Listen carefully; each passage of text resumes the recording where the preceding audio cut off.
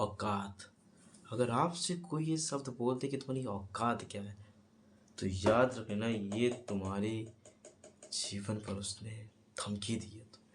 तुम्हें उससे अपनी औकात दिखानी होगी, लेकिन एक समय पे जिस समय वो उस औकात के लायक ना हो, जिस औकात पे उसने मुझे धमकी दी थी। अगर तुमसे कोई औकात की बात कर रहा है ना, याद रखना तुम कर सकते हो उससे बड़ी चीज़ें। किसी का बाप तुम्हें नहीं रोक सकता है वो करने से।